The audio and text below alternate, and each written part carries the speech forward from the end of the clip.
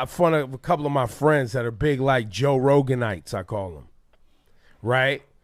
Because 10 years ago, I was telling y'all Joe Rogan's a goofy. A goofy. And people, he has people on, they have good combos. All right, cool.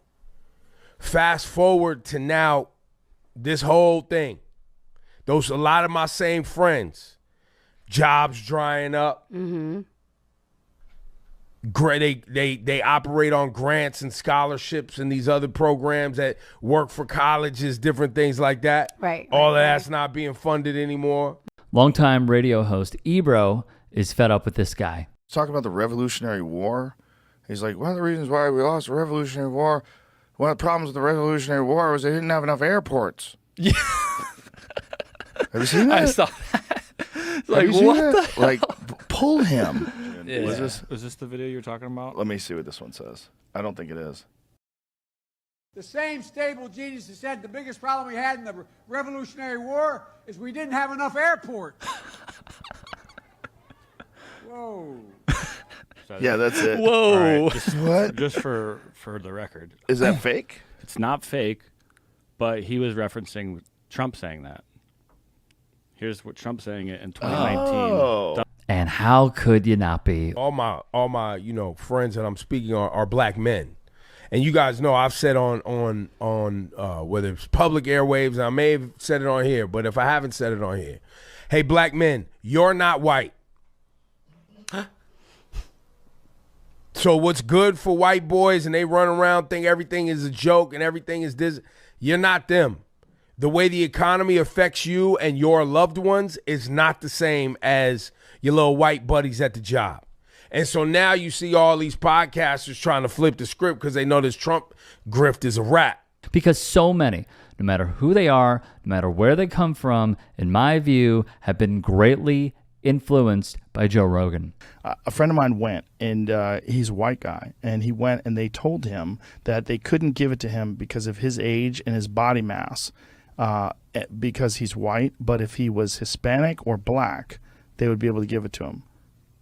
That's so messed up. And he went, what? Wait, what? He said, if I looked exactly like my body now, but I had more melanin. That's crazy. You'd be able to. She goes, because yes, of your skin tone. Because you'd be in an at-risk group.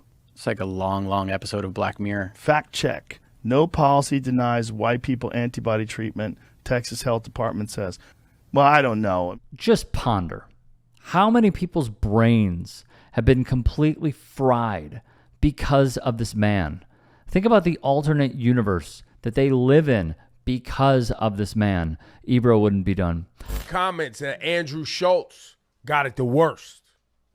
You know what's funny? I haven't seen him pop up on my feed because he used to just pop up.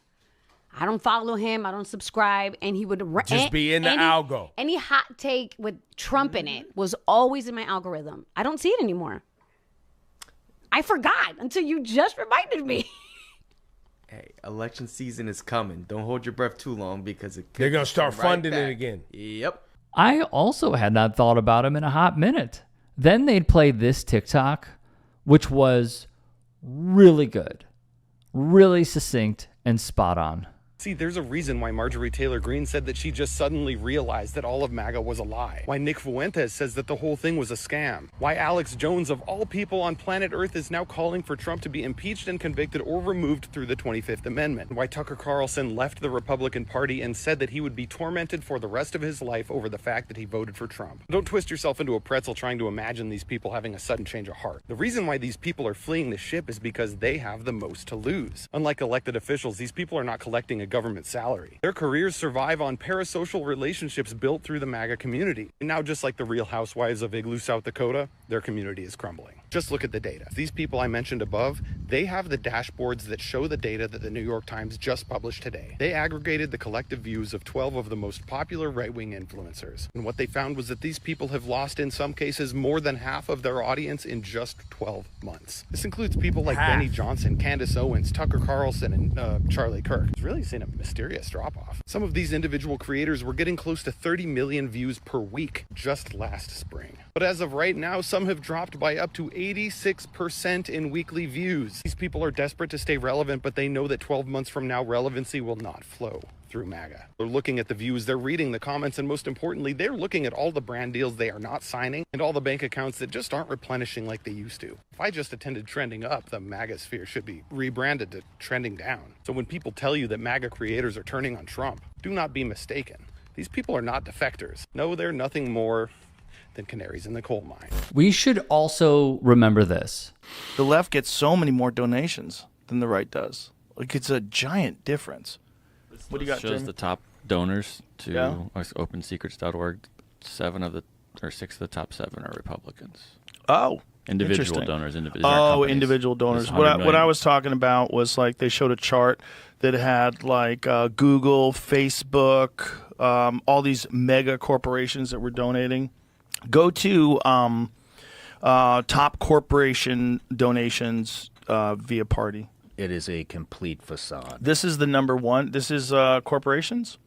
So they donate more than Google. Top contributors, organizations, federal contributions. So 82 million is the top one, and that's Empower Parents, PAC, and these are right wing. Is that why it's red? I would assume so. So it seems like the top 4. Why? What? This stuff is not a one-off. We're spending money to like $27 million went to the George Soros DA fund. That's so crazy. That's more than he puts in. We were paying to get shitty DAs elected. There's a pushback on that 27 million George Soros stuff. Oh, really? What's the pushback? That it's not true. What do they say? There's a long tweet if you want me to bring it up. Sure, bring it up. I thought it was 58 million. It's only on the side of the page here, though. Okay, the claim that Mike Benz establishes in his research is that U.S. aid paid out $27 million in grants to the Tide Foundation. The Tides Foundation is a major funder of the Soros-backed group. As far as I can tell by Googling, there has never been any organizational affiliation between the two organizations. Okay, by Googling? That's it? You just Googled? But at the end of the line, it's like, this is all vague. Like, what is that? What's that 24 million going to? Like, what it might be going to fight diseases. And as we even saw in the build up to the presidential election and even going into the midterms, Joe Rogan is not only a very prominent and powerful voice, but this dude, okay, I am just going to be very blunt about this, is, and I mean this, a bad faith actor. He will say stuff that, let's say, for example, like Kyle Kalinske, right? He won't go on the show anymore. He calls Rogan a MAGA bootlicking fascist, which I don't necessarily disagree with. And yet, from what I saw, if there is like a Bernie Sanders type who he did support in past elections, obviously not 2020, but who he supported in past in 2024. Now, you get my drift. He is basically going to agree with almost anything that person says. Anything. And as this was brought up by the uploader who put this together, American Redact, please go sub to them on YouTube. Basically, what Rogan does is he will say, "Oh, well, you can't use by Googling as a defense for this, this, and this," when essentially he's just not looking into something. His producer Jamie is by fact checking, and he is basically reintroducing Twitter slop. That's all that his show is at this point. He does not care about the truth. He reads one thing and takes it as the gospel. He is horrible for American society. He is horrible for the entire world. Why? Because he pretends to know everything. He comes off as a guy who has critical thinking skills and I do my own research. This is do your own research in a nutshell. It is basically reading one thing, not looking into it any further, and then saying, yep, that's right. I find this stuff to be absolute trash. I truly do. Because what it does is it devalues reading. It devalues spending time and energy to look into something.